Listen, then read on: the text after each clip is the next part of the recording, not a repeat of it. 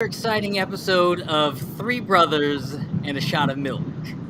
Joining us today, we have Chris St. Victor.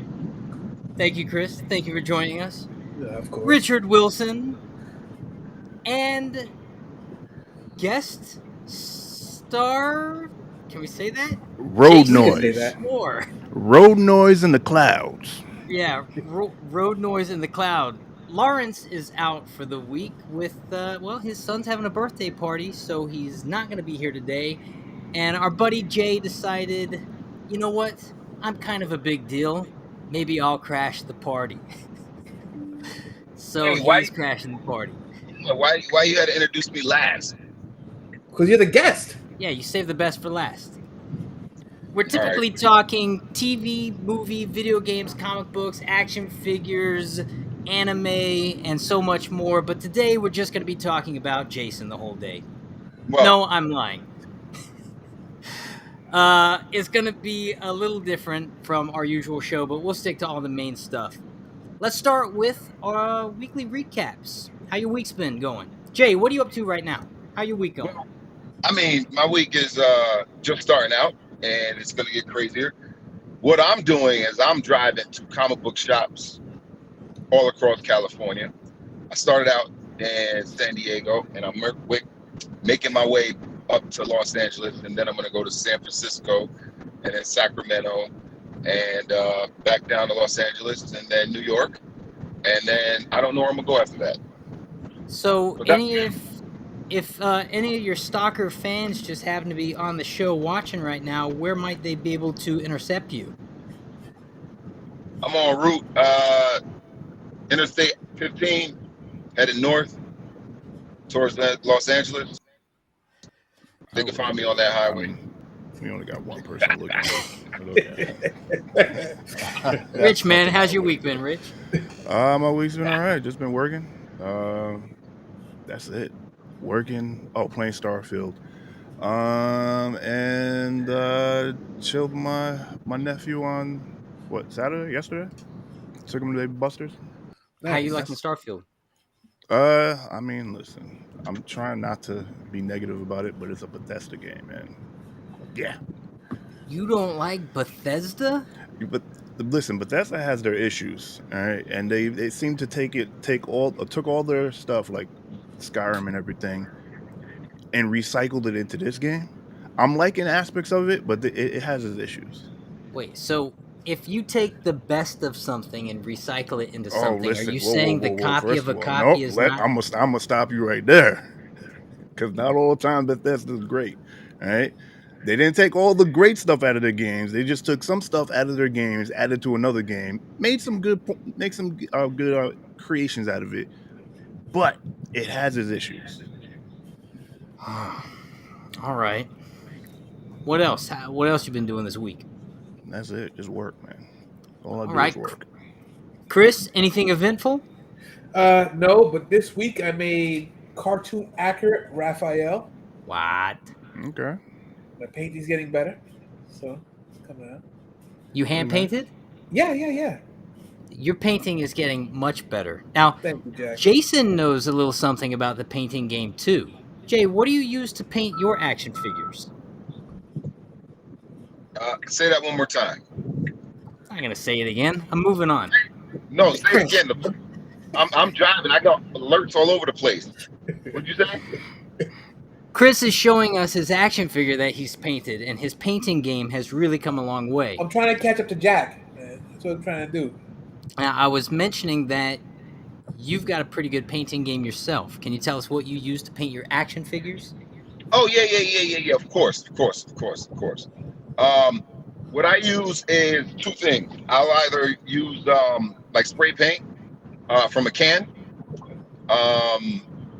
Rust-Oleum has like this nice cap where you can adjust the spray pressure and the spray shape. But not only that, I'll take some of that paint and spray it in like a little container, and then I'll dilute it with some acetone, and then I'll put that in an airbrush. And when you do it with an airbrush, you just have a lot of control. And so I would recommend. I mean, you use a fine brush to get very small details, but the airbrush definitely lays the even coat all over, and it just produces better quality paints and figures. Nice. So I still Airbrush. that's haven't right. stepped up.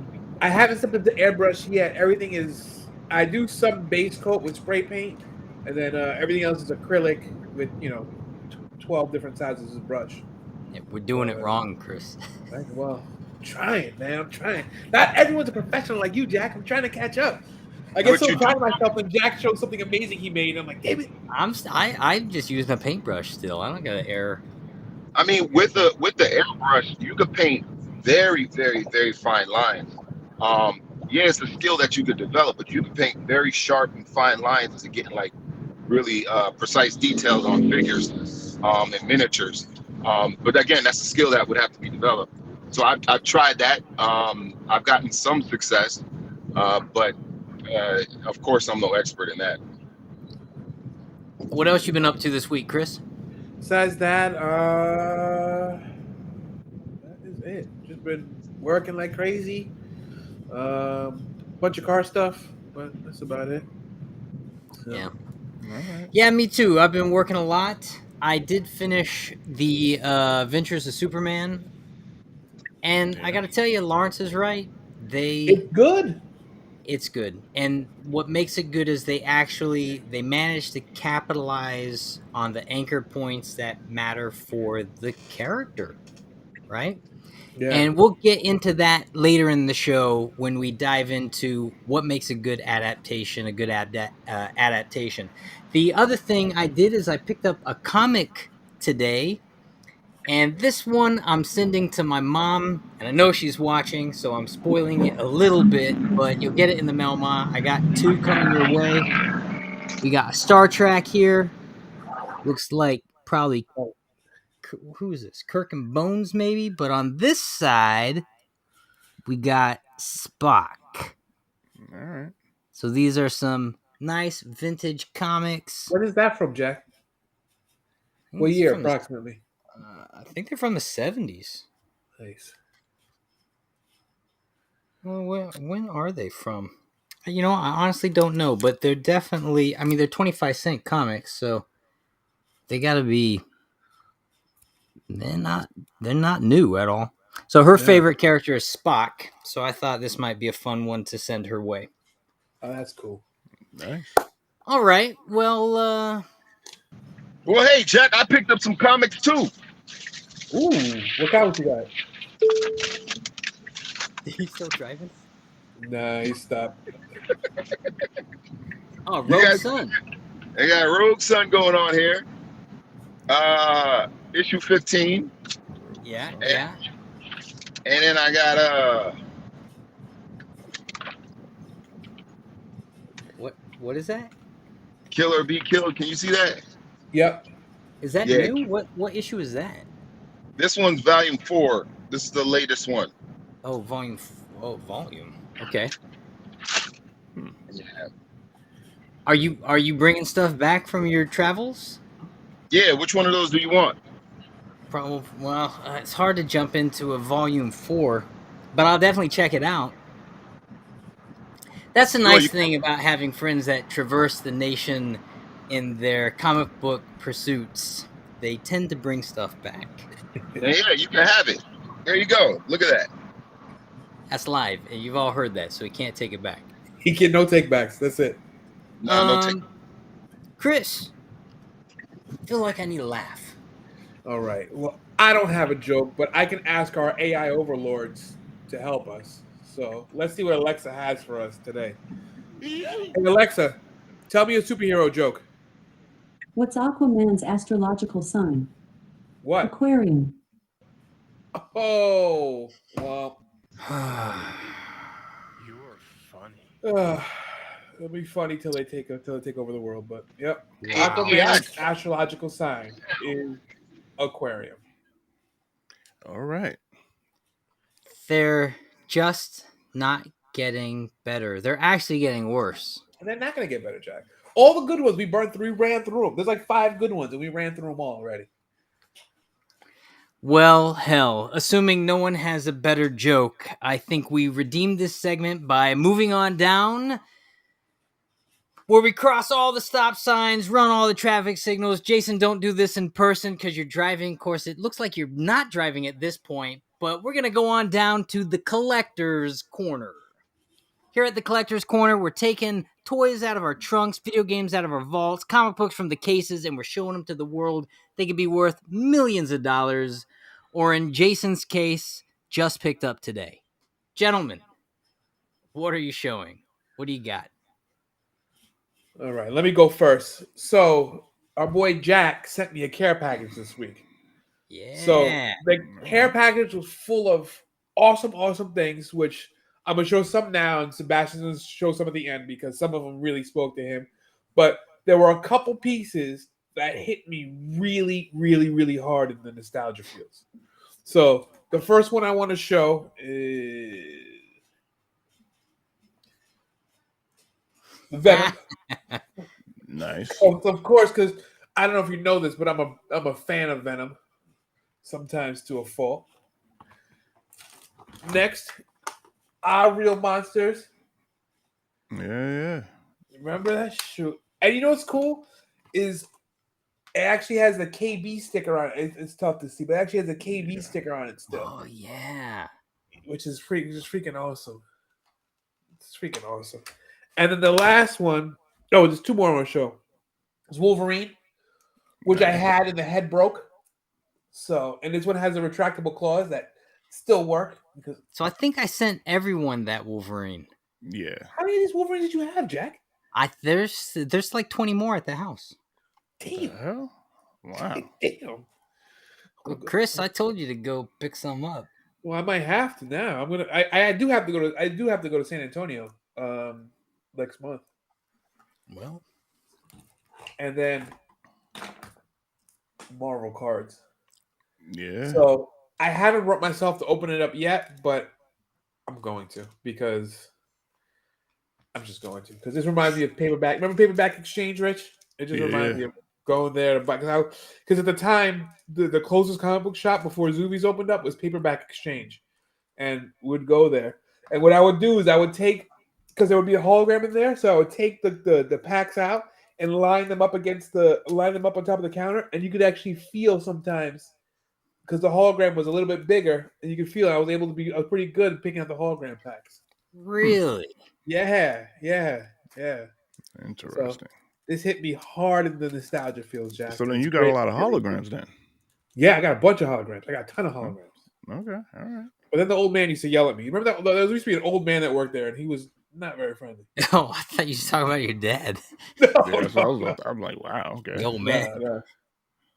And that's it for me. But yeah, man, this stuff is great. This stuff is gonna get open, Jack. Our Real Monsters I may keep in the package, but this Venom and this other stuff, this is not staying in the package, man. And yeah, listen, you gotta open it. What are you gonna do? Hold it for Yeah. 40 years and sell it for $10? Right. It's gonna go into this stuff. Some of the stuff might go into actual rotation. So Awesome. yeah. Nice.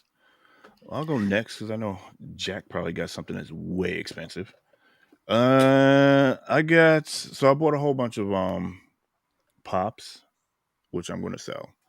Well, I'm gonna sell the duplicates of them, and this one I was able to get for free. I'm not sure if I showed this or not, but we're gonna show it again just in case. It was the movie Flash. Nice. Oh shoot! No, Yeah. you didn't show that one. Yeah, so movie Flash, he lights up. I'll probably take him out the box and display him somewhere, maybe with the popcorn bucket that I got. And yeah, he lights up and he has sound. So I don't know, maybe some lightning sounds or something. We'll find out when I pull him out. I've never seen a pop that had batteries and lights and sound before. Yeah, I know. This is the first one I've seen too. So we're about to see what happens. It might have one of those little watch batteries. You just pull out the tab and Yeah, let it go. Yeah, more than likely. It doesn't feel that heavy. So yeah, that's that. That's dope.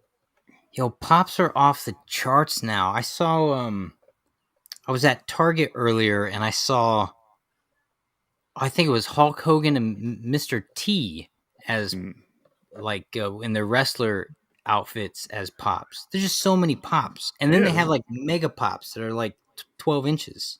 Oh yeah, you can get pops they got them for music artists and everything like that. I'm looking for a what was it? What's the Korean band? Anyway, one of those Korean bands. Stuff like that just blows up because people want them. But yeah. Oh, and just a little side note. This isn't the movie Flash. This is the The CW TV Flash. show. Yeah. Yeah. I was That just makes reading that, better sense with the yeah, and then costume. I looked at the back of it. You see, was that Killer Frost and that first like Goonie guy that he fought? Zoom in, bitch. Okay, whatever. That's pretty cool. Anyway, Boneworks and then Godspeed. So yeah, that's that. But yeah, man.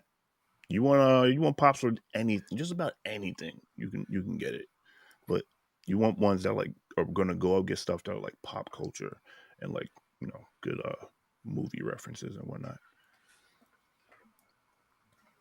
And that's it. Good What's going on deal. with you? All right, so this week I'm showing off some cards. So All right. one's a recap and the other's something new I haven't showed yet. So this box, which I am going to get an actual box, I have managed to put together the full set of those Marvel cards. Oh Oh, shoot! okay. So let's see. That's just the checklist. So number 1, Captain America. Yo, that's worth crazy money now, isn't it? Well, depends on the grade, but yes, depending on the grade. And I got some of these checklists.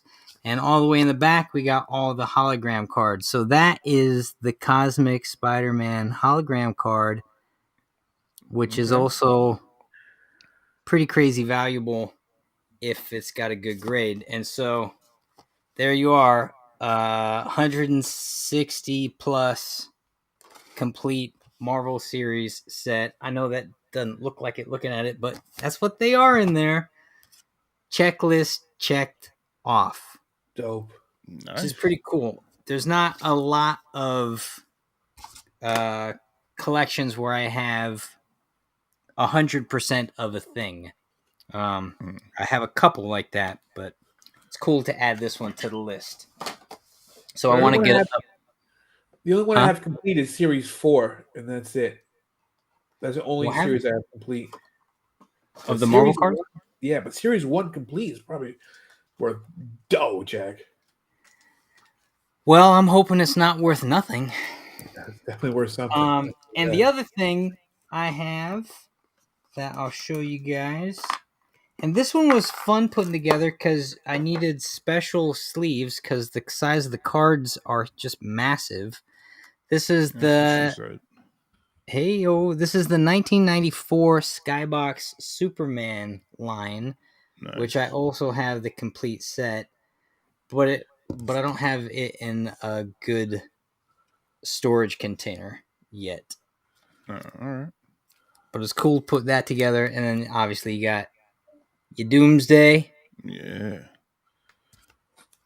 This is during that good Superman time where, oh man, Superman in the 90s was just some fun So he had stuff. the long hair, and the long hair That's don't right. care. Look at that, the long hair right there. And then one of my favorite characters that's just underdeveloped usually is Bibbo Oh yeah, out on the docks. He could have his own series with Jimmy Olsen. I won't go through the whole list of them. Jack. So the complete series is going anywhere from $3,500 to $4,500 on eBay. Yeah, but eBay's like doesn't mean anything. Going for it doesn't mean selling for it. That's true. I could put it on eBay for $10. I could put it on eBay for 10 million bucks. The question is, what are people buying it for? Right. Yeah. That's true. And then the real question for determining value is kind of always what's the condition, what's the grade of these cards. Now, I will say this. The condition of the cards are immaculate. The grading of the cards, that turns into other factors like, we've talked about in the past. Is the image centered on the card? Is the border equal distance? How do the corners look? All that kind of stuff. But I'd say every single one of these should at least be an 8 or better. Right. So Because you just opened them, right? yeah, they were stored pretty well. opened, put in a plastic sleeve, and then put in a hard plastic sleeve. So they're all crispy corners. I know that Captain America. I think Captain America I know is worth money. But like this is a good example. See how there's more white border on this side and a little less border on that side? Right. Yeah.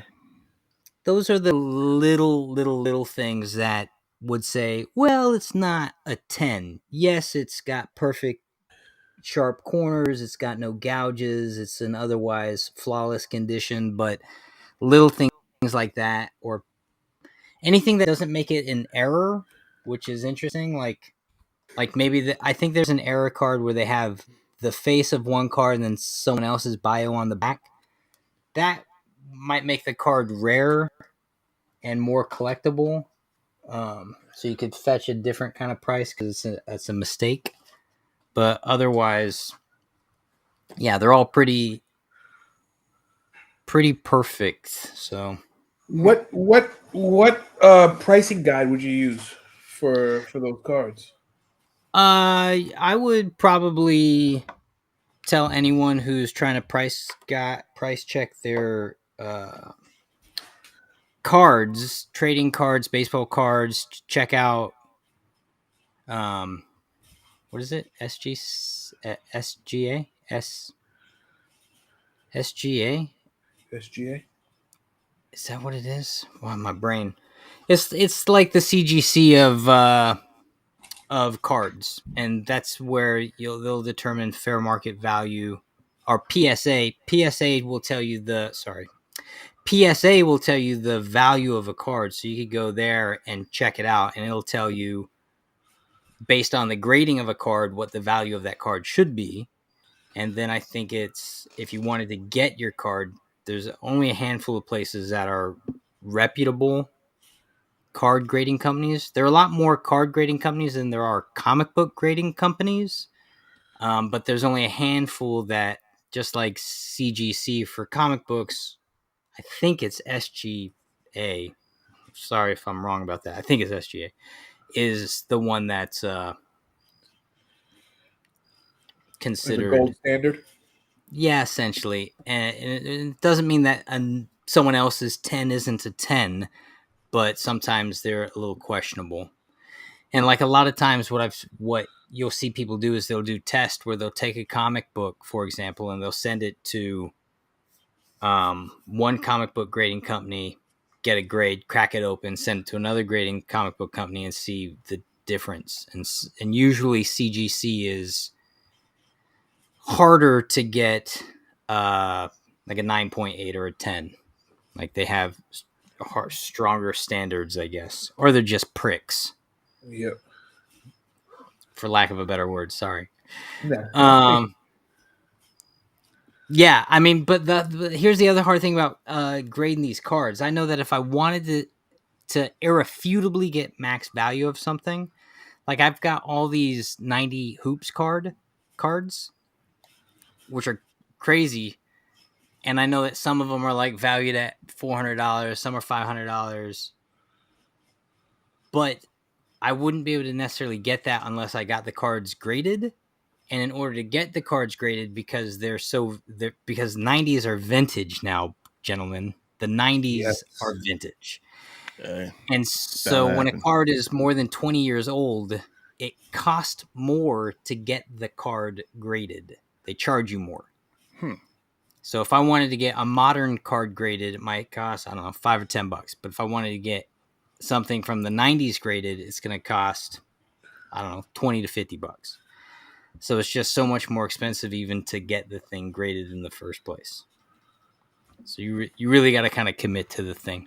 It almost would turn into, I suppose, your job. Interesting. Yeah, it's a commitment. Well, All right. I think it's time for the news. It's time for the news.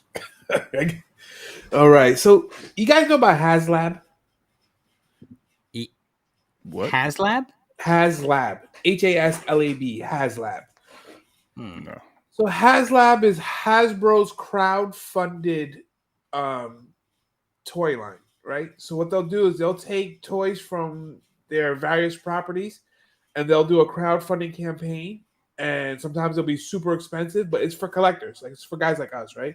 So they'll create all these toys. They'll do like GI Joe toys. They'll do crazy, crazy Transformers toys in scales that would never work on a retail level. But because they do small batch and they do giant ones, they'll do like these crazy, crazy things. So they're just their newest project is Giant Man, which stands 2 feet tall. Jack, guess how many points of articulation he has? No way. His finger digits? Guess. Guess. 72. Close. 91 points of articulation, What? with 29 being in each hand. So it came in. So sometimes their stuff comes in like crazy. Like How much does that thing cost? That's a good question.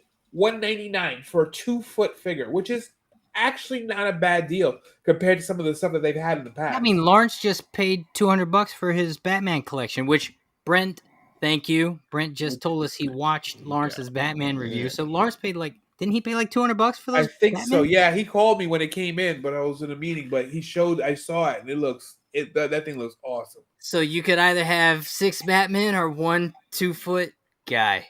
I'll take 6 Batman over 1 foot over 1 2-foot giant man. Yeah. But they have a ton of cool stuff, and this is they do a lot of cool GI Joe stuff. They do a lot of cool Transformers stuff. So guys, if you're a collector, if you're looking for those high end toys, be on the lookout. Follow HasLab, and maybe something comes up that you want to do. Like they did a proton pack for Ghostbusters, so they do a lot of high end stuff. They did the proton pack. Yes, yeah. Yes, so, okay. It's super cool. It's like by fans for fans. It's really cool, but it's done by Hasbro, so which is awesome. What else do I have for you guys? Oh, the 1989 Batman. Next year will be 35 years. That's the one with Michael Keaton, Rich. I don't know if you knew. So they're going on tour with a concert where they're gonna show the movie, but have an actual orchestra there playing. And you buy a concert ticket, so they play live, and it's gonna be on tour next year. So All right. if it comes to a city near you or near me, they do that a lot not a lot, but that's a thing that is done. My question is, when they screen those movies, and I haven't been to one where the musical accompaniment is live, do they play over the music that's already on the movie, or do they get another version of the film with no music? That's a good question. So I've never been to, this is an official one. I've only been to like local ones where they did Jason, where they do I've been to Star Wars ones, and they just play over the Star Wars music, but if they're playing it, but they're playing the same thing, but it's just live and kind of grandiose and stuff like that. So it's cool. So yeah, because it would be kind of awkward to watch a movie like that with no, like you've seen the Star Wars video of the end of the film, where they're walking down the thing, getting the award, and they took all the music out of it, and it's so awkward. Yeah, it's so awkward. They're reading the music as they're playing. If it's a live orchestra, they're reading the music. If they created the music for the film or whatever the project is, they're just going to be reading the music as they're playing. The question was, do they play over the music of the film, or do they have another version of the film with no music that they're playing in without any accompanied? Well, I saw one of these at Comic-Con in San Diego. Tyler Bates, who did the music for this Adult Swim project, him and his daughter, she was doing the singing and he was doing the guitar, and they had a live orchestra there for that Adult Swim cartoon, and it had dialogue too. So, like the characters were talking, and they just kind of scored it. They were playing the score actually. So it was being played with the audio. So I don't really know the intricate details of it, but I saw it happen and it seemed pretty seamless. I mean, I would assume in most cases they're playing over the music that's already on the film, as opposed to somehow they've gotten a version of the film with the music removed. So this one is done by DC. Like they have the DC in concert program. So this may be what you're talking about, Jack. The one I saw was like I saw one that was like local high school kids. So it was just Oh, you know that's cool. it was just playing a DVD and then that was projected. But yeah, that'd be pretty cool. Next, guys, remember The Crow? Yes. With Brandon Yeah. Lee? Well, it's getting rebooted in 2024 with Bill Skarsgård is going to be The Crow. So they don't have a date yet. Yeah. Yep. So they're officially rebooting The Crow. The movie, the live action. Yep. Yep. Scars. How old is he? I have no idea how old Bill Skarsgård is. Isn't But he? they're pending everything coming back online. They're hoping they're targeting for a release date of next year. But we'll see what happens with the strike. How old is the car supposed to be? He looks like he can make it work. Oh, Bill Skarsgård. Yeah, he was in It. He was it. He was Yeah. Pennywise in It. Okay. I was thinking of a different Scars. His brother, the older one. Oh yeah. Maybe that's what I was thinking. Yeah. Yeah, there's a relative that's another one. There's an older one. That one that was in Thor. Right. Okay. Cool. Yeah, so that should be good. You guys watch I Am Groot on Disney Plus? Yeah. Yeah. Didn't we it's a talk cute- about it? We definitely did. Yeah, it's a cute short format cartoon series. The director wants to do the same treatment, but to a baby rocket show. Which might be all right, because those scenes in Guardians of the Galaxy 3 were super heartfelt and super good. So if they interesting. do like a baby rocket raccoon show where he's learning the world while he's a genius psychopathic murderer, that could Would be it kind of be? cool. Yeah. I mean, it'd be a lot darker than the Groot content. Wait, but Rocket wasn't a baby when he was worked on. He was like a young raccoon, but he wasn't a baby. Yeah, that's what they said. They said they want to make a baby rocket show. Look, they might take some liberties just to make it to kind of tailor to the audience, which is kind of gonna tail into what we're talking about later today. So we'll see. We'll see. I know my son loves the I Am Groot show. So with season 2 coming out, we've already run through it already. So They have a season 2? Yeah, it just came out recently. Oh, all right. Wait. I Am Groot. Yes. Baby Groot has a season 2. Yes. So Where you guys been? Not looking at Disney Plus except for Ahsoka, and I've barely been watching that. Like That's what happens. That's what happens, Rich. He gets so disgusted by these lackluster shows. You don't dive in deeper. okay. So Next bit of news. One Piece season 2 is already written. It hasn't been green lit, but they say it's already written and ready to go. So they're ready How to could it film. not? I mean, season 2 would have been come out 20 years ago.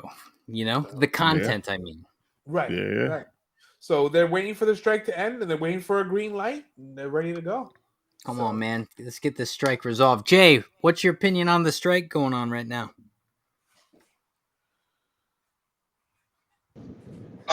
My opinion is, you better find a new job, find a new career. Let's reinvent ourselves. Let's be go-go dancers. I'm down. Let's be go-go dancers. Okay. And on that note, next bit of news. I don't have optimistic view of the strike. That's just me. When I think about it, or my little, I wouldn't say I took a deep dive in analyzing everything that's going on, but the conclusion I'm coming to is the studios, they don't need to bend. Like, AI is not going anywhere. They're not even negotiating. They're saying that's off the table. So they're not even like allowing that to come up in the argument. And so in the negotiations. And so one thing that I think is going to happen, or what they're trying to do, is break the backs of the unions and then recreate the whole industry like how they want to. And they could totally do that. So, Jason, you think they're gonna try and starve out all the writers till they come back and be like, listen, I gotta make money doing something, so let's figure something out. No, you think that's the strategy? Yeah, I think they could starve out all the writers. When the writers don't have money for their dues, then the unions are going to be short cash. Then they're going to have to dissolve, and then they're not going to have any power to do anything. And then boom, that union back is broken. Same thing happened for the actors union, and then boom, there you go. Now the A-listers, they're always going to get work. They can always call them back when they're ready to start things up. They'll be like, hey, Brad Pitt, we need you. Brad Pitt's going to go. Right. Because Brad Pitt's sitting on millions, so he has the money to do that. That's what I'm saying, because we're not dealing with like former directors or former actors who are heads of these studios. They're Wall Street cats, and only that matters. The purity of art and movies and film, that shit don't matter to them. They're looking at their bottom line, and they're trying to make their bottom line, and that's it. And so they don't care about the stars. And yes, it's a sort of a morbid take on it, on this whole strike. But that's what I feel right now. Now I could be severely wrong, right? And I'm okay with that. But I'm open to hear another argument on that. But I think that's ultimately where the studios will go. Break the backs of the unions and then reinvent the whole industry as they want to. That's a cold-blooded take. You might be right. Hey, I mean, listen, when you go on strike, there has to be an end goal to it. And also, I'm coming from the other side of the whole spectrum of working, right? I'm on blue collar side. You know, you sit there and if we go on strike, like there's an actual impact to what's going on in the world, right? No offense to you actors and writers and anything like that, but there's actually an impact. So they're trying to resolve that strike as quickly as possible to get things flowing again. Not just the world or whatever that section of the world is, but also bringing more money in. Well, there's an impact. I mean, and it's not just writers and actors who are affected. It's writers, actors, carpenters, any cleaners, drivers, anything and everything that's related to going into production is affected, which means there's so many fields of work that is displaced because of this, and obviously it hits the economy, not just the individual. Of course, there's impact. But I think Rich has a point though, because what Rich's point is that if he goes on strike, the buses stop, then commerce stops. When the writers are on strike, we watch reruns. So it's like there's more of a sense of urgency when a core service goes on strike versus entertainment. You guys watch 24? No. Never. Parts of it here and there. I tried, and then. Well, 24 was, if you were watching 24 at the time, 24 was thrilling crack cocaine television. Okay. The most binge-worthy content. And one of the last times we had a strike was during 24. And 24, the storyline of 24 was getting so unbelievably good, and then the strike happened. And it went from being some of the best television programming to, what are you guys doing?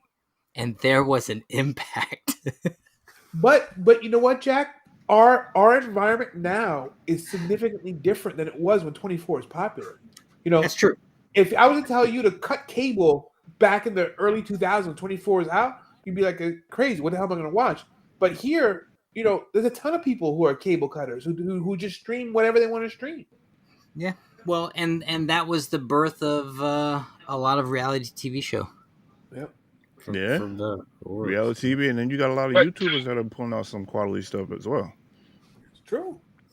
I may be breaking up right now because I'm switching towers, but to everyone's point, there is definitely going to be.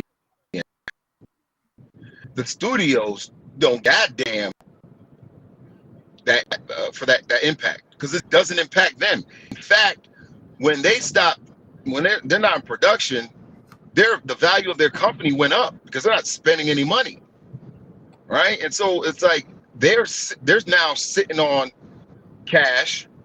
To my knowledge, again, I could be wrong on many things, but they're sitting on sitting on cash, and they have all the leverage.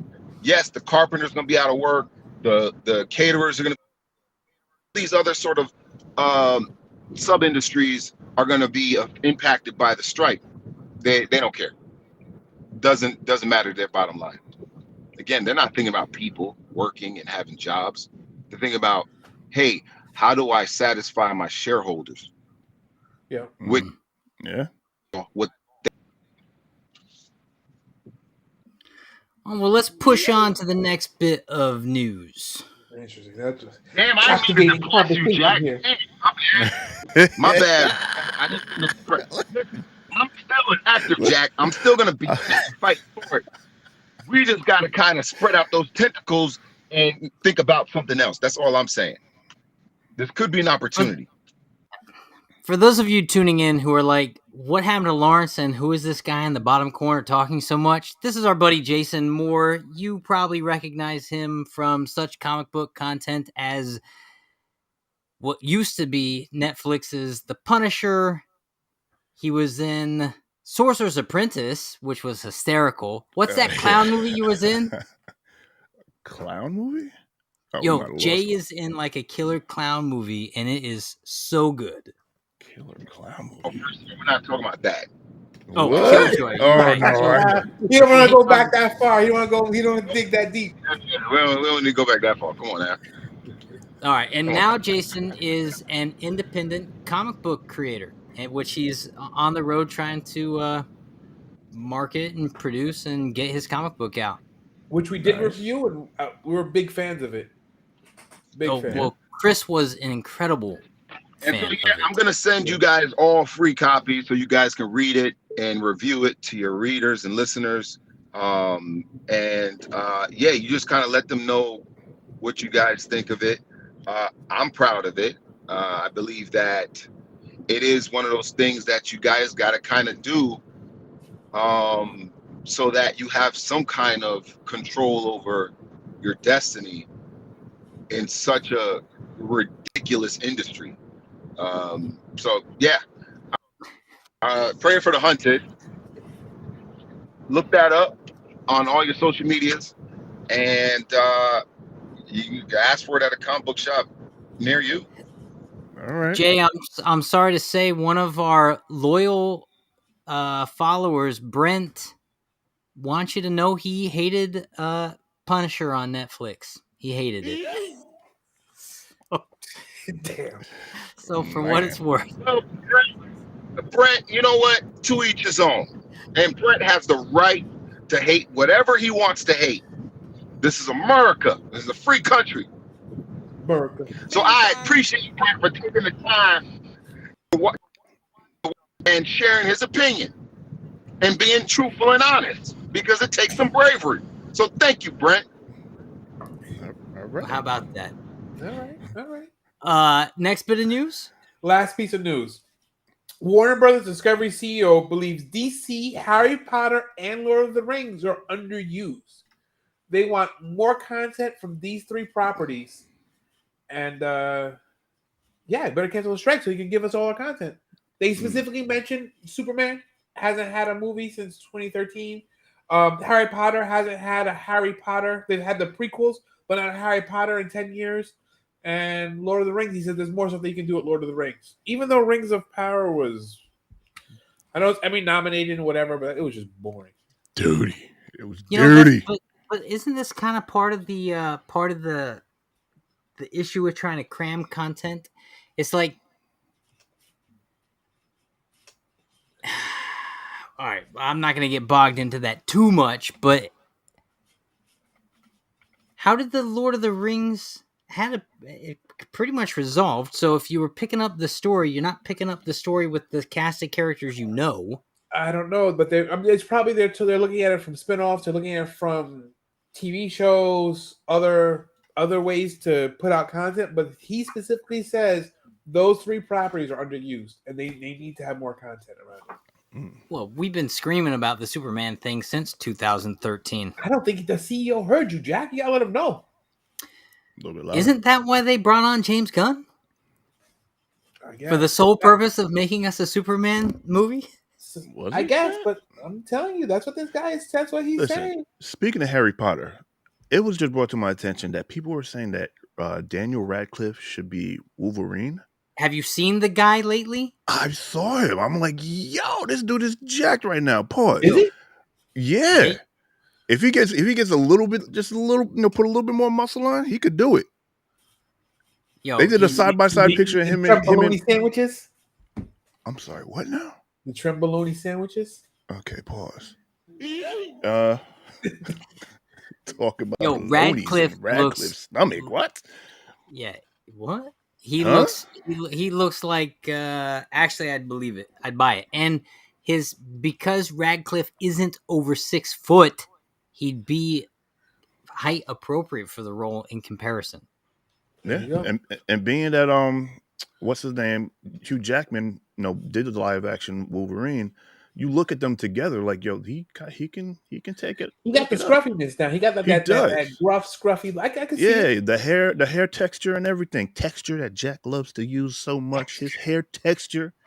Hair You know? texture. Well, speaking of Wolverine, guess who else is in the Wolverine movie they just announced? Who? Who's that? I'm sorry, in Deadpool 3. I'm calling it the Wolverine movie. In Deadpool 3, they're bringing back Liev Schreiber to play Sabretooth. Sabretooth. Yeah.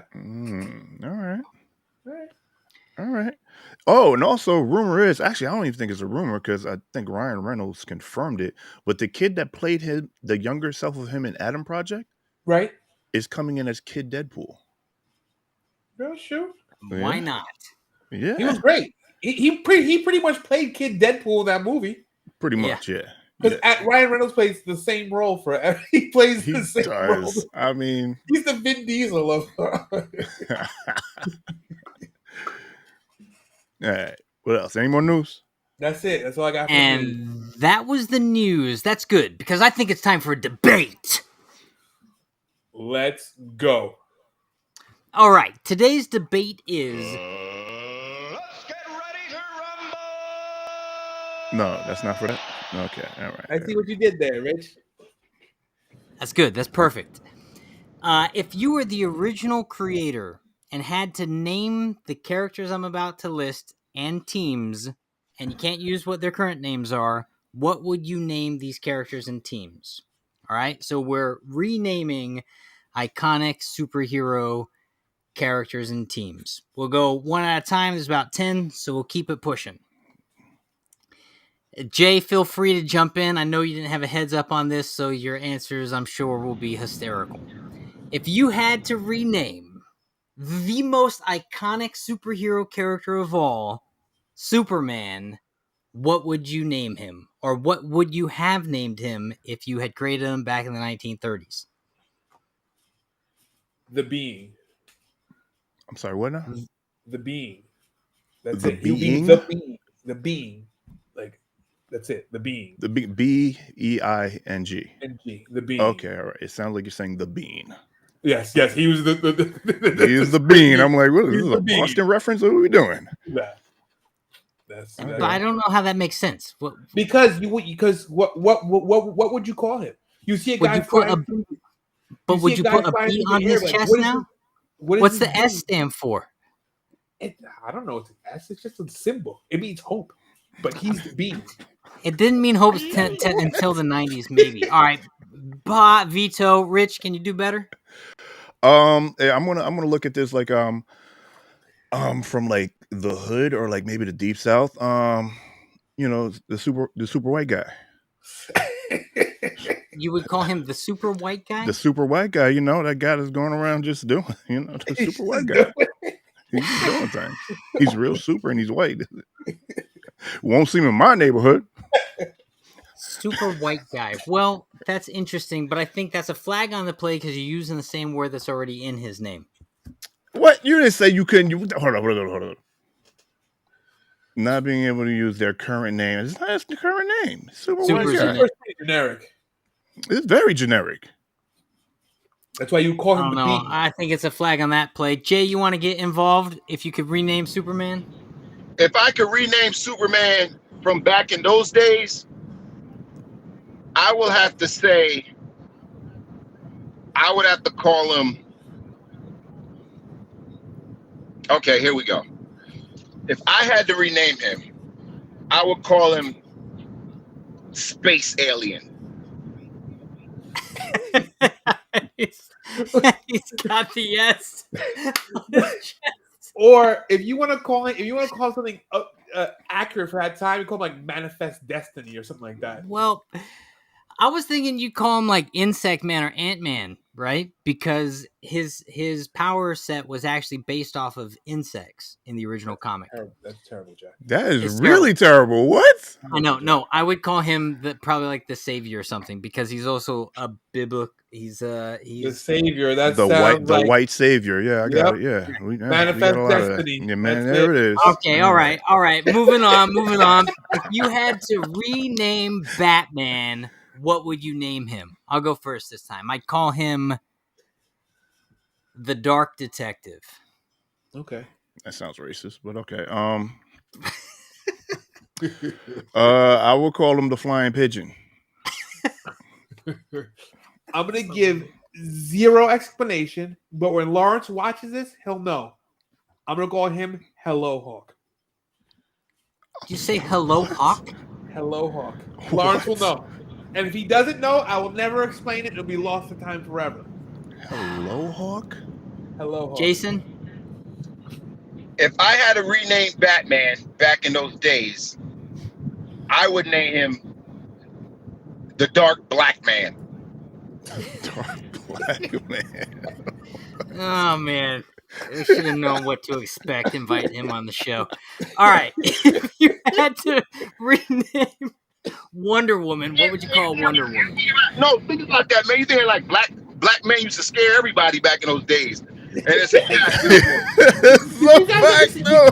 you guys ever see the video of the guy in Korea? Wait, would Batman put on blackface under the hood, though? No, he didn't need to put on. Oh, well, he would put on blackface. Nah, he'll jump. He just come in the middle of the night and he just jump on, and he'll beat the shit out of criminals. And he's like, I'm black man. Dog, it's like we're treating everybody. He's scaring everyone. Yeah. Okay. Okay, well, before we get canceled, let's move on to Wonder Woman. I'll call her Rich is done. Pandora, like Pandora's box. That's not bad. Wait, what island is she from? I don't know. We didn't go that far. It starts with a P. It's really Panama? close to. She's not from Panama, Rich. What are you talking about? Like, what? She's some Latin American, some Spanish chick. That would explain a lot, though. I mean, you call her Pandora. Yeah. Pandora. I don't understand it, but okay. Like I Pandora's call box. her. Like once you start, you can't stop her. Once you start with her, you can't stop.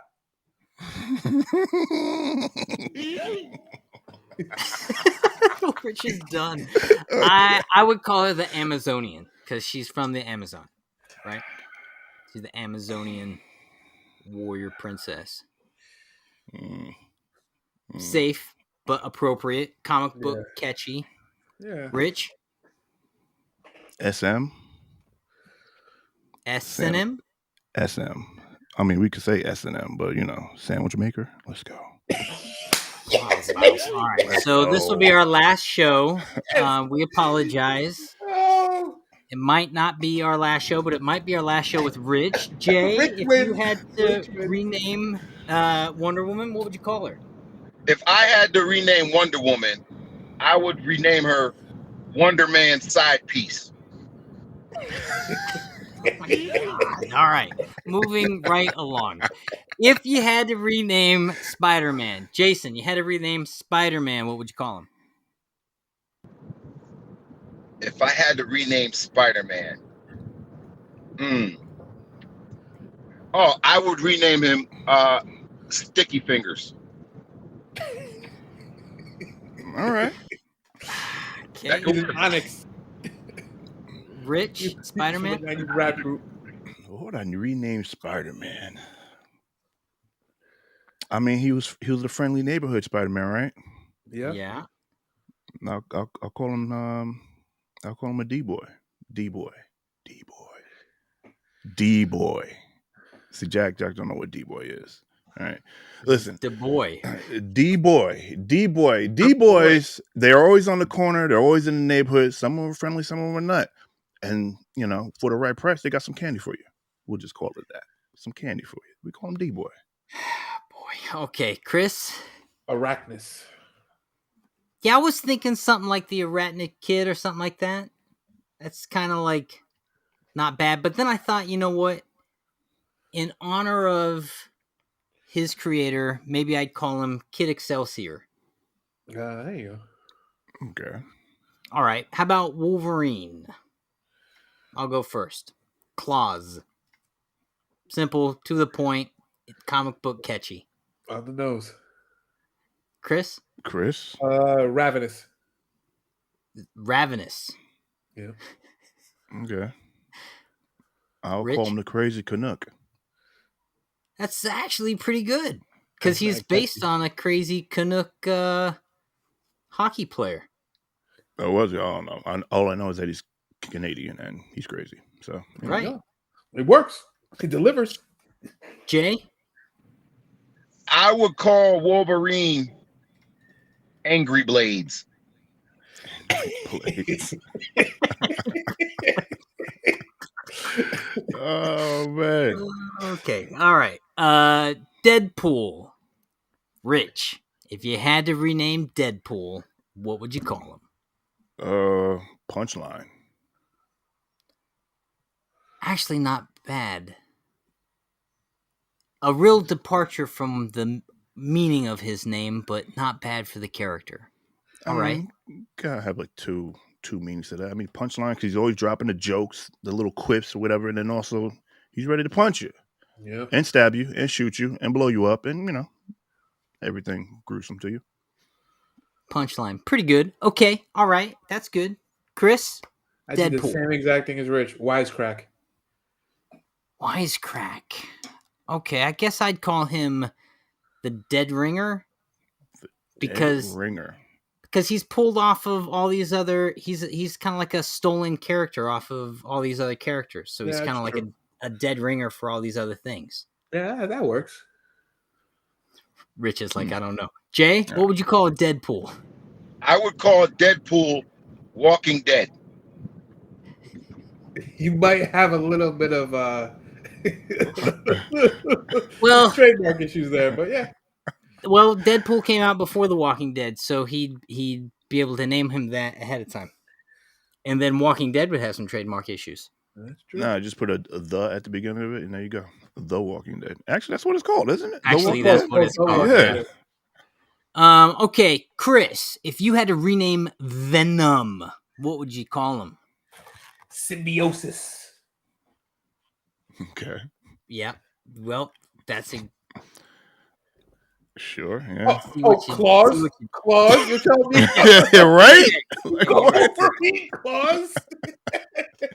I'd call him, well, mine's not better. I'd call him the Parasite.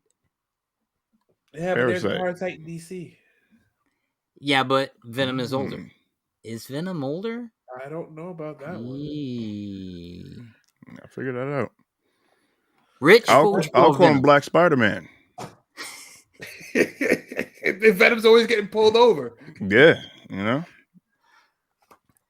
Well, actually, Black Spider-Man kind of wouldn't be so far off of what comic books typically do with these the villain characters, right? They call him Black something, Black Adam, Black. Yeah, Parasite's older, 1966.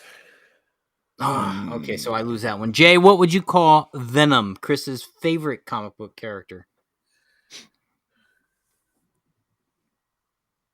Okay, good deal. I don't know, because it's right breaking up a little bit. I don't know if you brought it to me yet.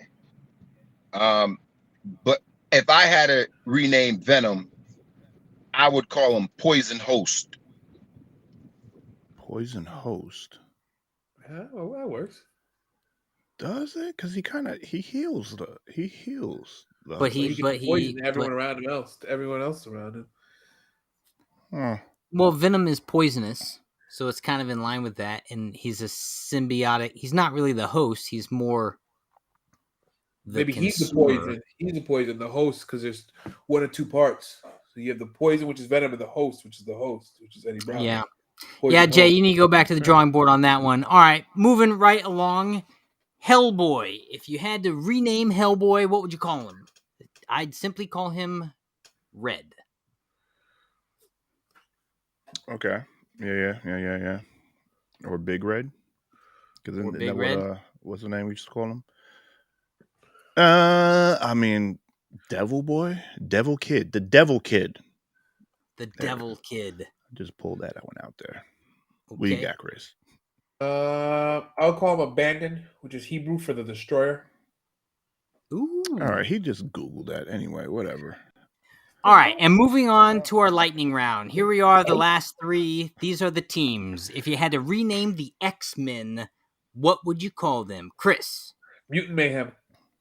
Mutant Yeah, Mayhem. that makes Isn't sense. that what they just called the Ninja Turtle movie? Yes. Maybe that's where I got it from, Jack. I don't know. All right. The mind is a crazy thing. Rich, what would you call the X-Men? You better have a good power set, because if you don't, you're dead. It's a There have been long... some X-Men that literally had horrible powers, but they were X-Men. Like useless powers, and they were X-Men. I'm like, what is going on right now? He was always so weak in the cartoon. It was just like, and all the bad guys are always like, ow, stop. Yeah. Too bright. And then there were characters that had cool power sets that were just really weak in the cartoon. Or like Morph's character never made any sense, but Mystique was really cool. Yeah. Aren't they? But they're the same. Anyways, X-Men. How about the Evolution Force? That's cool. All right, I'll take it. Okay. The Avengers. Chris, what would you call the Avengers? Earth Force 5. For the 5 founding members, which I assume there's 5 because 5 rhymes with Earth Force. It sounds good. Yeah. I'll take it. And it's comic book interesting. Yeah. Rich? You were so confident today. It sounds good. Don't worry about it. Yeah. Oh man. Planet Protectors? I don't know. The Avengers? Do they really the avenge Protectors, anything? right? They don't avenge anything though. Well, The Avengers? What was the point of that name? Let's break down the name. I know Jack knows. well, so this is what I was thinking, because that's like I was thinking the Protectors also, and then I was like, but the funny thing about the Avengers and Robert Downey Jr.'s character goes to make a point about it in the movie. He goes, we missed the mark, but we're sure as hell gonna avenge it. Right. And so there's something funny about, so the Avengers are kind of like an after the fact, like they missed the mark, and they got to fight to make it better. They make up for it. Short. So I was thinking maybe to stick with the theme of avenging something coming after the event, they could be like the Revengers. Yeah. I was thinking that, but I was like, nah, that sounds cool. Tokyo Revenger. That works. Tokyo Revenger? Yeah. Tokyo Revenger. And the last one, the Justice League. If you had to rename the Justice League, what'd you call them? America's Police Force? Yeah, that works.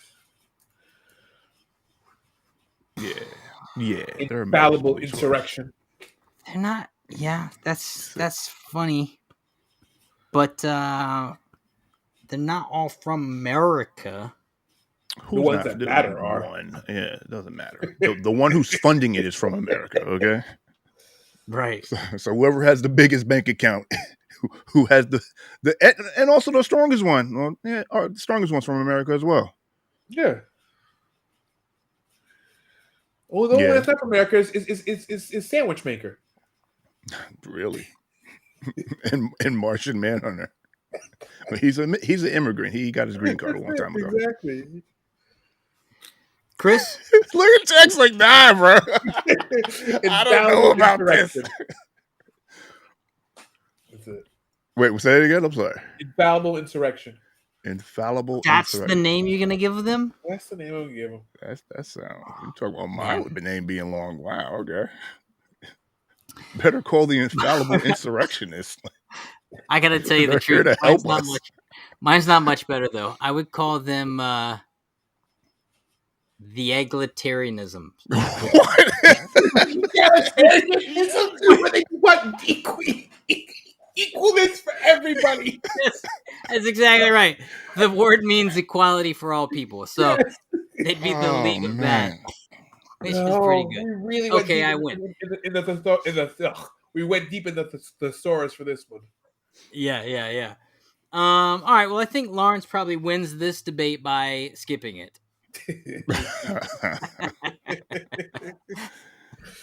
All right. Shall we get to our main event today? Sure, let's do it. All right. So our main event today is a little different than normal. Usually we're talking about some kind of content. But today we're just chosen. Jeffrey has won. No, he's quoting it. Okay, I win. He quoted me. Thank you, Jeff. Who's that, your cousin? I'll take the victory. Right? So for today's main topic, we're gonna discuss adaptations, right? And how to adapt content. We've seen a lot of things adapted. Sometimes they nail it, sometimes they don't. And a lot of times, content that's adapted for TV, movies, things of that nature, studios take what's called artistic liberties. So we're going to talk about some of the examples of that and when they worked versus when we felt like they didn't work. And then, most importantly, for us, what is the most important thing to get when adapting content? And Brent, Jeffrey, feel free to chime in. And I'm sure if Jason cameos us again, he'll have plenty to say on the matter. So, we'll start simple.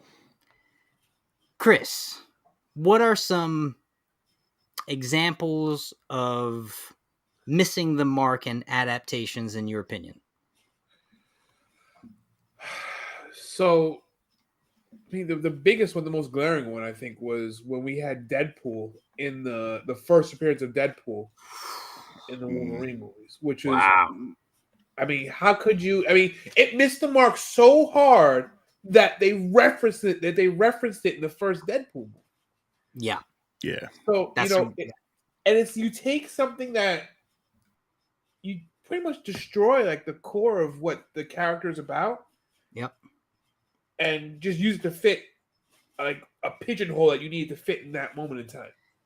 Well, it's almost like they just wanted the name because you look at what that character is in the comic books and then what they did in that movie, they literally took his mouth away. So he wasn't able to talk at all. He wasn't the merc with the mouth. And instead of having swords, they just gave him, like Terminator 2 blades coming out of his hands. Baraka from, like, was it? Yeah, Baraka. he looked like the Mortal Kombat from Mortal character. Kombat. Yeah. So, yeah, you talk about just like 1,000% missing the mark. That's a pretty great example. Yep. My example is something that really bothered me is, and here we go. Sorry, Zack Snyder. I mean it though. You got me because I'm talking about Zack. Wow. I listen. I am genuinely. I am a Zack Snyder fan though, and I think he's a visionary, and I think what he manages to capture cinematically is just. I mean, he sets the bar so high with what he creates. But when I watch Watchmen, there's this moment where Rorschach breaks, and in the movie, he freaks out because he finds this this person who killed a child, abducted a child, and like did horrible things, and then incinerated her, so to speak, in his his oven. It's terrible what he does, and Rorschach crosses over the line and he kills this guy. And in the movie, the live action, the way they depict it is he picks up a meat cleaver from the guy's kitchen and just goes berserk, hacking them to bits and pieces.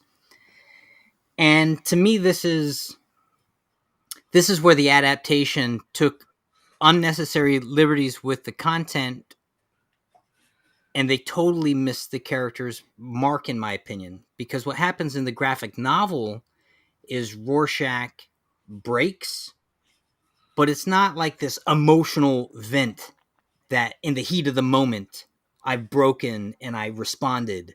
He does something so methodical in the comic. He handcuffs the guy to a boiler, catches his house on fire, and gives him a hacksaw and says, "You don't have enough time to cut through the chains."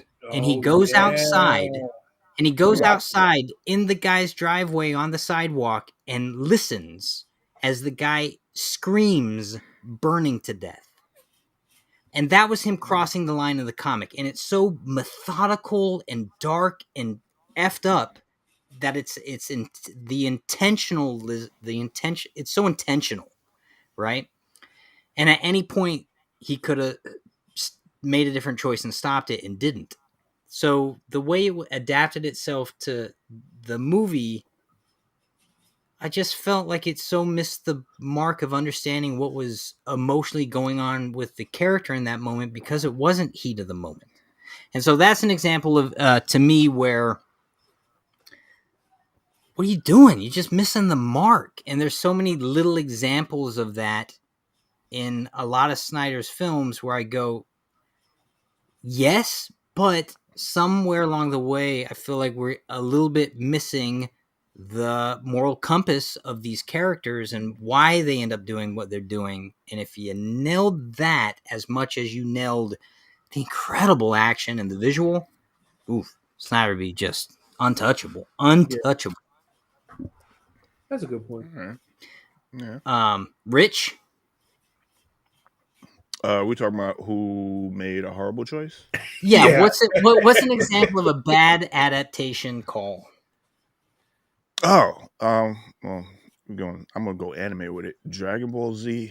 I'm sorry, take that back. Yes. Dragon Ball Evolution. Yeah. What were y'all thinking? Hot garbage. That movie was duty. Like, I can't even explain how bad it was, because it was just that bad. You would have to go and watch it and then come and slap me for even mentioning that you should go watch it to see how bad it was. In which case, I will slap you because I'm upset that you slapped me, and now we're just mad at each other. And see what this movie has done? Creating black on black upset with each other. violence. That's it. We're upset with each other now Yep. because it's just that bad. We're not even mad at each other. We're just mad that we watched this movie. It was bad. It was it missed the mark on so many levels, bro. Why though, Rich? Why would it? Dragon Ball Z is so easy. All it is superpowered beings training. It's an 80s movie montage and then crazy fight scenes. How could you mess That's that it. up? I don't know. Why but would they you did stray away from that? because creativity, whatever. Producers, who knows? But all I know, it was horrible. What was the other one? What was the one that came on Netflix? It was Avatar too. Death Note. Oh, Oh. Avatar was bad too. But why did But Death Note? Death Note did not work as the Netflix live action? It didn't, because they would just I don't know. I don't even know where they got the sword, because they made Homeboy look so weak and afraid of everything. He was not that. Like, he was just running around scared of everything. I'm like, what? That's not the character that's in the book. That's not the character that's in the comics, the manga. He wasn't in the animated series. That wasn't the guy. Like, what are we like? Why are we making this guy seem like he's such a punk when he was far from it? So that's the point where I didn't watch it, but what you're explaining is my biggest problem. They're straying from what the core of the character is, and once you do that, then you're creating something different. So if you want to call it, Death Letter, fine, call it whatever it is. But if it's not what you're adapting, then why are you adapting it? Why do you bother adapt that content? Well, and that's something that happens a lot with, like, for example, and I've used this one a few times, Civil War, right? I feel like they took the name, the iconic comic book name, Civil War, but they didn't have the characters or the story to actually do the Civil War any kind of justice. And instead of actually doing the Civil War, they made it a relationship dynamic about two people. And it just kind of didn't work for me. I'd say one of the biggest examples for me is, again, what they did in that Man of Steel movie, where Superman literally stands 20 yards away, 30 yards away, and watches his father torn apart by a tornado. And if that's not missing the mark on the heartbeat of what Superman is, in addition to what Superman's father, Jonathan Kent, was in all of the source material, I'm like, Didn't he just die of a heart attack most of the in the time? comics, he dies of a heart attack, and what Clark learns is, despite all his powers, he still can't save everybody. So it's a That giant part. life. That What? part makes more sense than the Of course it tornado does. one. What? Like, You, what you're are we telling doing? me you're going to see your father that's about to get blown away? He's going to be like, nah. You're like, all right, see you later. Come on, man. Right, and then 5 scenes later, he's flying around in a cape for the public to see. You're like, that jump just does, one, it's tasteless and it doesn't work, and two, it tells us that you don't understand the moral compass or the heartbeat of either Superman or his father.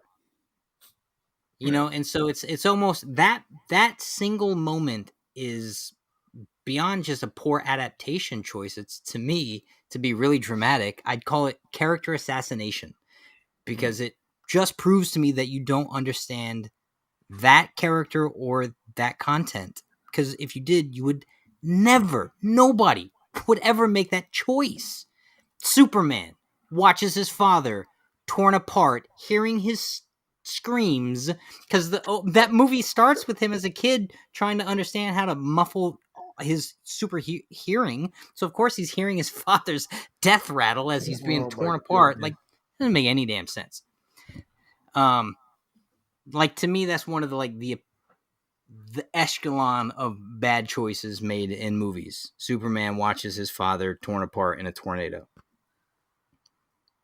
All right, so what are some examples of adaptations done well? Things that did work for you?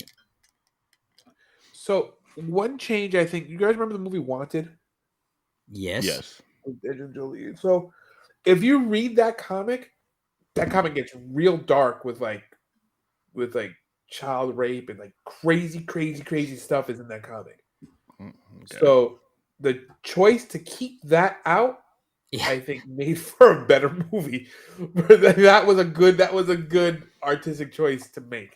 That's actually, that's a really good point. The opposite point would be something like League of Extraordinary Gentlemen, where the way that got so watered down just didn't make the leap to screen very well. I'd say like One Piece, the One Piece show that Netflix dropped last week, is an example of what they did really well. Is they managed to capture the heartbeat of each of the characters pretty spot on, not just the visuals. The visuals are really good, and some of them are literally torn right from the pages of the comic, but even more than that, they got the heartbeats right. And when they do that, am I boring you, Chris? Am I putting you to sleep? No, not at all. I think when they manage to do that, you almost always walk away with, if you liked the content originally, you're gonna like the adaptation, right? Yeah. Yeah. Yeah. They definitely caught the heart of each of the characters. Even though Chris doesn't like it because he's a No, hater I of like all the anime. show. I like the show, but like I said, I wish I liked the source content more because I know it felt so authentic to me. I wish I could source content more so I could have those like goosebump feelings when I would see these characters on the screen. Hmm. So, but the problem is, I hated the cartoon as a kid. Hated it with a not just oh no, I'm not. I hated it, hated it when I was on Fox Kids. So, what is the most important thing to you, Chris, when seeing content adapted?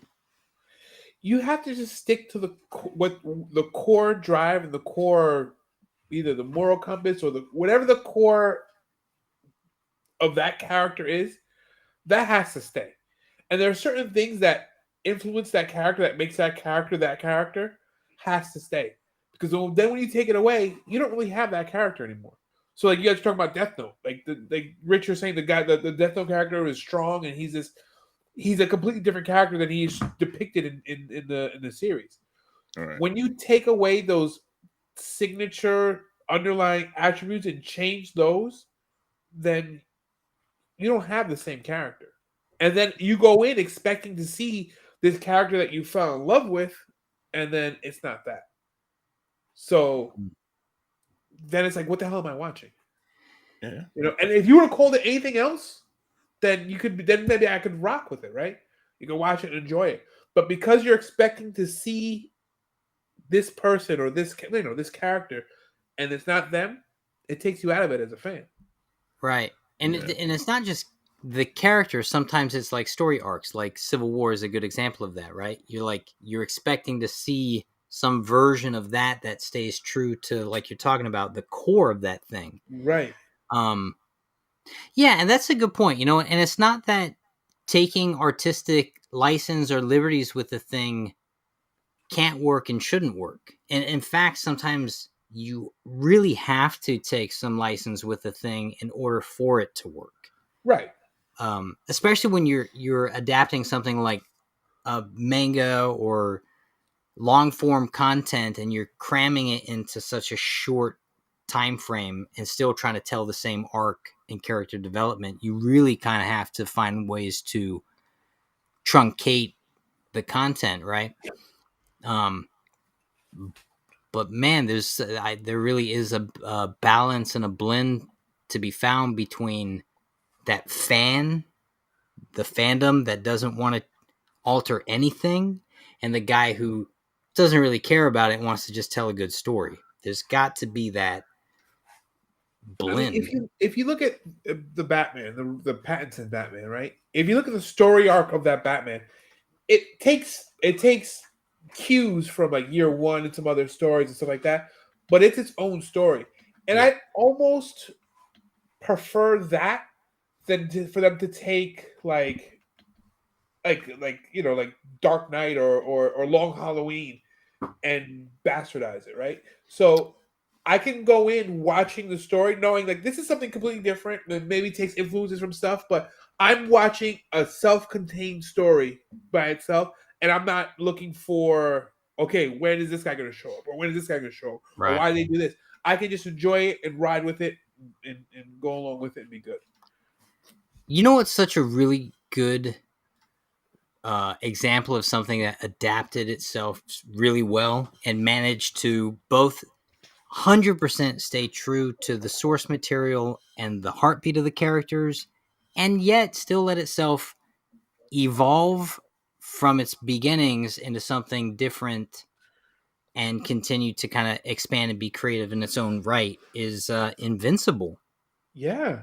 Oh, I yeah. mean, Invincible, for me, ticks every box done right, done well, thoughtful. Yeah. I mean, Robert Kirkland, that he made all of his properties so far. I mean, he did a great job with The Walking Dead. I mean, the first few seasons of Walking Dead, some of them were like directly ripped from the comics. He did with that, and he did it again with Invincible. I think he understands kind of what he has and kind of puts it. You're right about you have to kind of truncate the story a little bit, right? You have to condense it a little bit to make it work in that format. You're not going to take a comic series that's I have volume 27, 28 of Walking Dead, and then have it play out the same exact way it plays out in the comics. It's just not going to happen.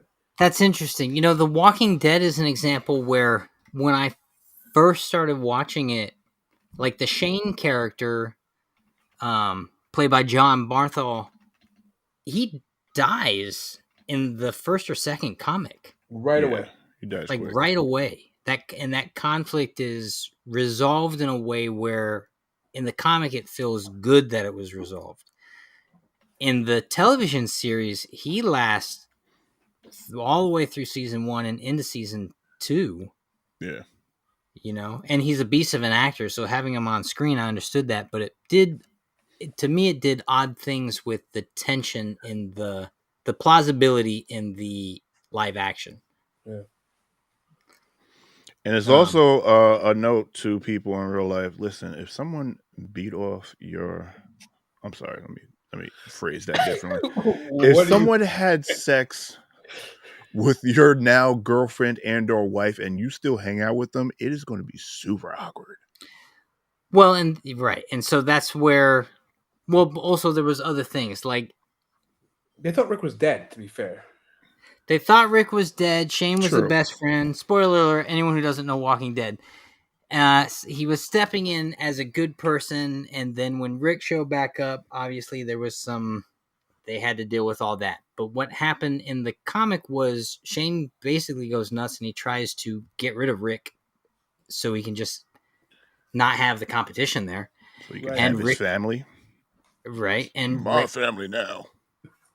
And Rick kills him. But what happens in the live action is they kind of resolve that beef, but then they have to re-escalate it in order to still eventually have the same resolve, right? Right. Wait, did Rick kill him or did Carl kill him? Carl killed. I forgot which. I get confused, but Carl kills him. I think Carl kills him in the comic, or Carl kills him in the. I think The he kid? did in the Hold comic. on. Yeah, because Carl was there. Oh, I guess I don't remember. Well, Walking Dead Yeah, is an Carl interesting killed him. Carl killed him in the comic. Carl, but in the first, it's like the first or second comic. So that's interesting. I mean, Walking Dead was fun because they kind of let you know right off the bat that they were going to stay true to the characters, but have a departure in the specificity of the way the content unfolded, That and they word definitely sounds did made that. up. Huh? That word sounds made up, but keep going. Specificity. Specificity. sound, That's a sound word. like Don King out here. Specificity is a word. I'm Specificity of talking the about the characters. intricacies of the Specificity. details that go into Yeah. the telling of a He's story preaching here or to a there. black choir right now. Let me tell you about the ambiguities of tithing, my brothers and sisters. You need to tithe in order to get the most miraculosities out of life. Yo, I like that word, We're miracleosities. good. Amen. Can I get an amen? Amen, brother. Amen. Well, Right. we probably managed to offend just about everybody. This They'll get where is over it. Lawrence? We need him. What? All right. So what else? What are examples of things done well? I don't know if y'all saw. I never watched the anime or read the manga, but I enjoyed Alita Battle Angel. And from what I got Oh, through the Did you? reviews, they really captured the heart of the comic. What are you going to say, Grace? So I saw it. I saw it in Okay. theater. yeah. It felt a little teeny bopperish to me, but Right. it was cool though. It was cool. I don't know the source material to compare it to, and Right. supposedly they're trying to start a franchise with it. I don't know what happened. Yeah, I mean, they really need to because they started. I mean, not to spoil it. Well, if you haven't watched it by now, then what are you doing with your life? When you get into the movie, you come to find out that she's actually like like a berserker robot droid. Yeah, Like yeah. she's like a big deal a there was a war, and then she was on the enemy side or the good side. They really don't know which side it was, but she was like one of their like top units. Right, she had like a custom body that was just made for that unit, and they found it in a ship. And she didn't know who she was, and she kind of like was like discovering the world. Just like this, so yeah, you got that teenage bopper type of thing because she was like just got reactivated. She didn't know anything, memory wiped. She was trying to figure out what was going on, learning like the taste of chocolate and everything like that. Mm-hmm. So it was pretty dope. And then she come to find out that she has this great power, even though her father or her the person that came in and that saved her and like brought it back was trying to kind of nerf her, trying to protect her, like be overprotective. But she come to find out like, well, I have this power and I can use it. Why not? And it was a dope story for me. Yeah. Yeah, I really liked the movie, and it's remiss to me that there wasn't a sequel that came within a few years of that dropping. I'd say the Yeah. same was true about the Golden Compass. Like I actually really Yeah. enjoyed that movie. I watched the HBO series. It's not as Yeah. it's not as. I mean, it's got some good stuff in it though, but it's not as. There's something cool about the Golden Compass that worked. Yeah, the Golden Compass was dope, and I was like, why didn't they get the sequel for this one? Like what? Like legit Right? left it on the cliffhanger, man. I'm like, oh I god. know a lot of like the religious groups had problems with it because it was like questioning like They're religion and questioning churches and stuff like their whole that. life. Got it. Yeah. Well, Brent, I will listen to those things. Thank you for the suggestions. Got some comments in the feed, gentlemen. Nice. Yeah. So, Keep drinking. Rich, what's the most important thing to you when seeing adapted content that you have a passion for going into it? How true they stick to the source material and not try to deviate too far from it. Like there's going to be some changes. I get that. But if you just, if you come out with a story and it's completely just nothing like any of the source material, and only thing that shares with the source material is like the name and maybe his likeness or Are their you talking about likeness, then Steel, starring Shaquille O'Neal? Is that what you're talking about? bruh, Wow. I mean, talk about whoa, departure there. that was But like why even make the movie and why even call it what they call it? There you yeah, go. If you would have called it like Urban Negro Iron Man, we'd have right, watched yeah, yeah. it. I'm like, Right? okay, I know what I'm coming into. Like, Right, yes, right. But you called it Steel and it had nothing connected to Superman. You're like, what the hell is this? yeah, He didn't even have an S on his chest. He doesn't. and that's Nope. it. Like Yeah. like And what are we doing? Like, what are you man, doing I with gotta that? tell you, the way John Henry Irons is introduced in this is the novel version of it, but in the Superman comic books, it's really spectacular. It's really great. It's such a Yeah. good movie moment. And if you guys haven't read Roger Stern's Death and Life of Superman, it is great. And in the first chapter, you are introduced to Steel, and you understand why he undergoes that characterization to become the hero he becomes in honor of the man who saves him at the Right. top of the thing. Right. Just He great. was the only one during that whole arc during that time that never actually claimed to be Superman. Where That's right. Eradicator, Superboy, those guys were like, I'm Superman. He never Yeah. claimed to be Superman. He just stepped up when he saw the gap. That's Yeah. right. Yeah. Yeah. And put the S on his chest in honor of him. Right. That's what I do too. When I see the gap, I put my ass on my chest and step on Hey, it. yo. I'd say the first time I realized there was a difference, it was required reading in school. I think the book was called The Hatchet or something like that, and it's about a kid. I mean, this was 30 years ago. I read this thing. It was about a kid who basically got marooned on an island and had to survive, and all he had was this hatchet that he was gifted. And I remember reading the book, and I really liked the book. And then we watched the movie in class, and I was so confused and kind of angry because it was the first time in my life where I saw something that I had just consumed actually adapted, and it was such a departure from the source material. I felt it was weird, man. The feeling I had as a kid, I remember it just being so like this oddly betrayed or something. Like it was very off-putting to me, you know? The first adaptation that I watched, I felt like, oh shoot, this is the book. Was when I watched. You guys remember the Hobbit, and the 1970s Hobbit animated Cartoon? movie? Yeah.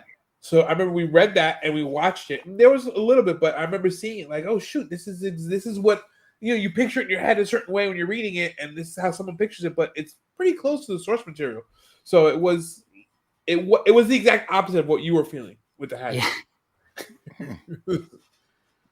Yeah.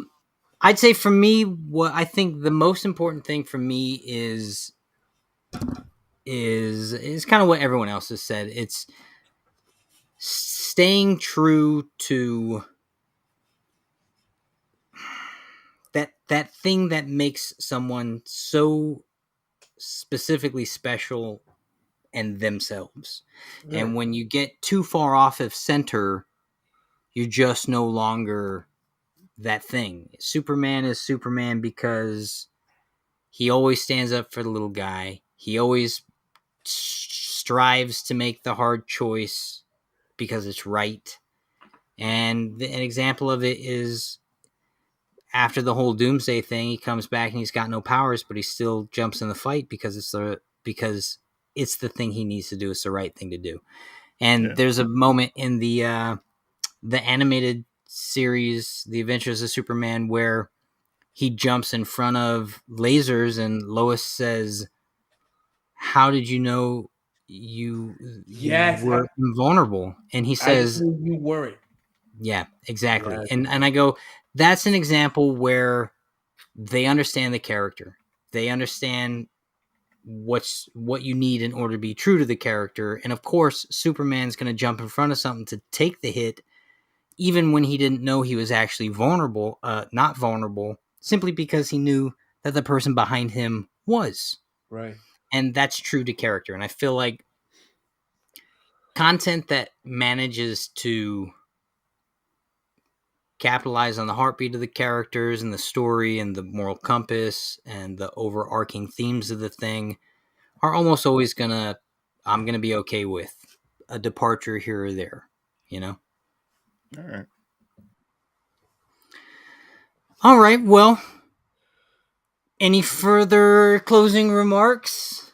No, just stop messing with our characters we love. Just and if you're gonna mess with them, just call something else. It's like that. It's like that scene in American Gangster when he's talking to Nicky Barnes. Like, look, if you're gonna step on it and do it, don't call it blue magic. Call it something else. I don't care what you call it, but it's not blue magic. Yeah. So either Yeah. stick with the source content, make it as it's supposed to be, or just call it something else.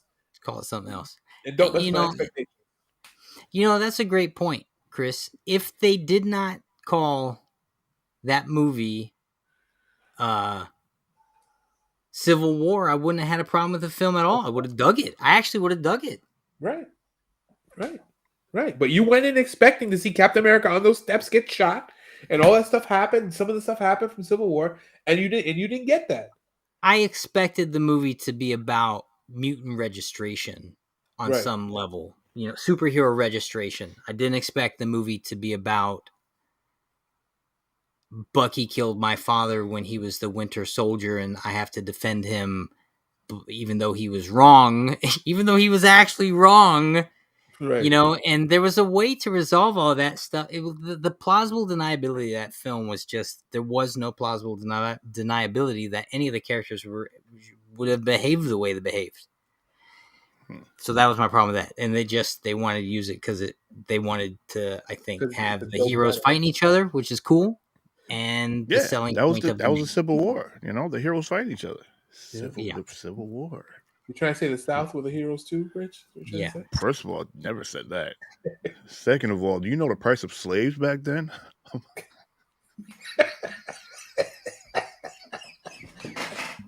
I was looking at a video, and it was a white dude defending the Confederate flag, and he was like, "My great grandparents were poor. You know the price of slaves back then?"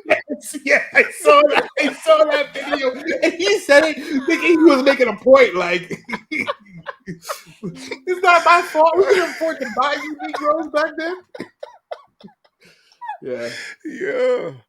Ah, gotta Well, love the internet. No, on that note, Chris, how about you close us off with some recommendations? sure, Sebastian. Yo! Okay.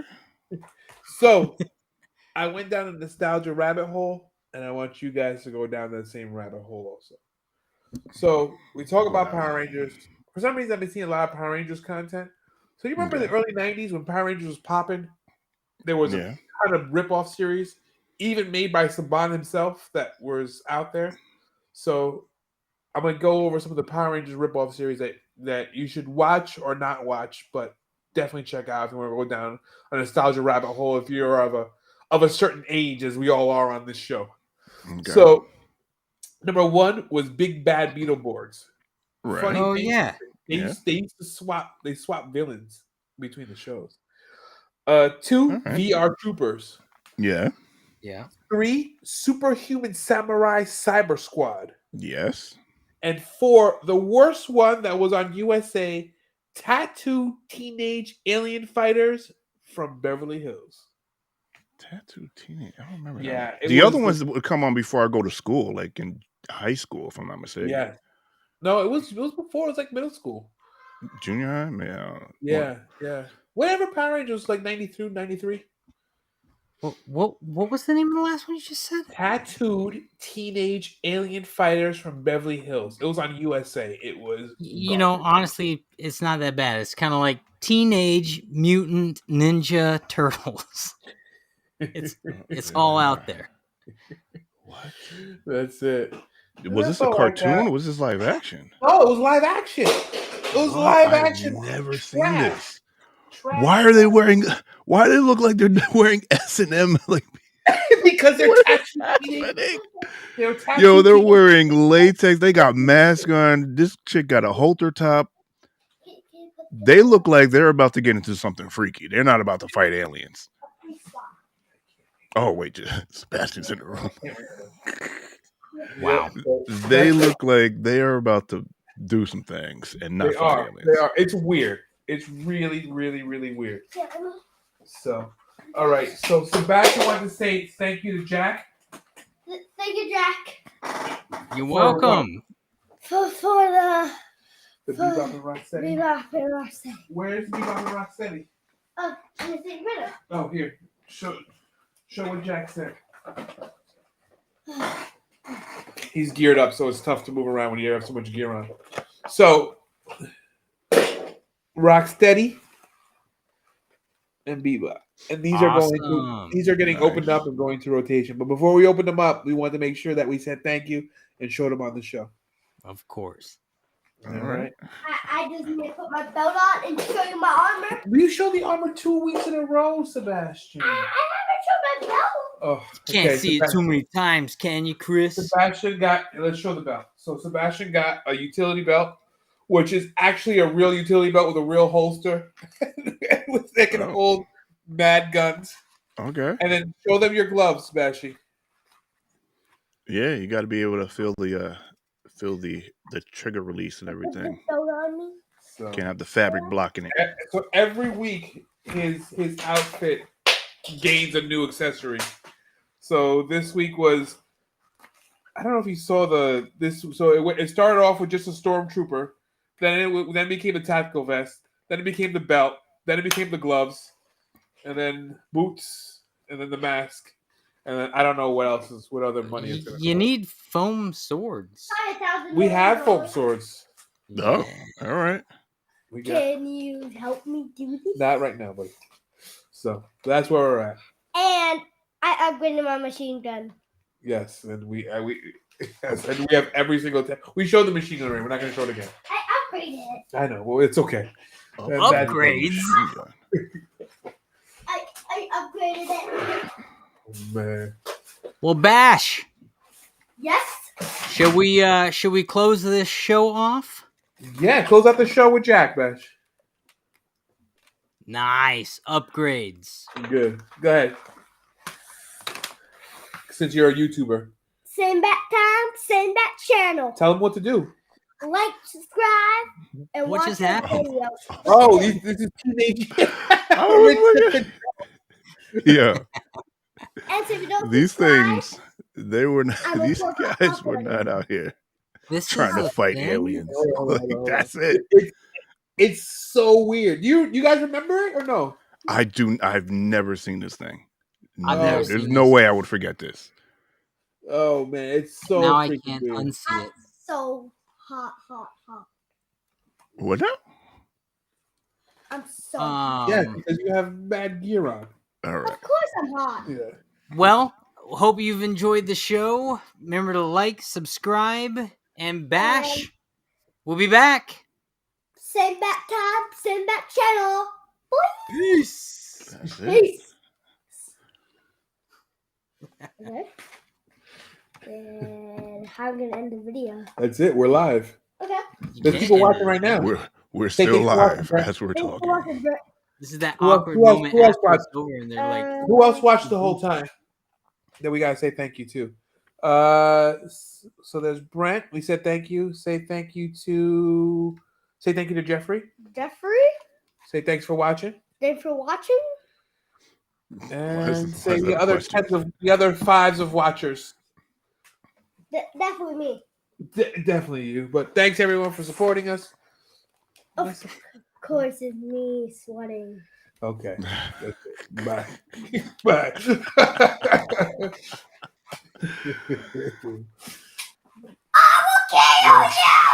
All right. All right.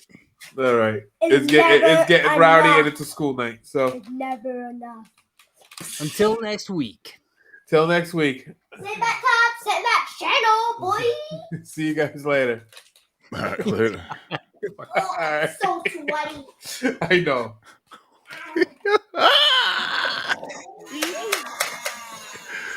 Oh man, this is just conversations in my bedroom right now. I'm so sweaty. Your computer. No, I was trying to shoot at you, but it jammed. Shoot at me? Someone's got to turn this off. Oh, we gotta stop. We're still. Come on, Chris. Yeah, I got it. Lawrence! I got it.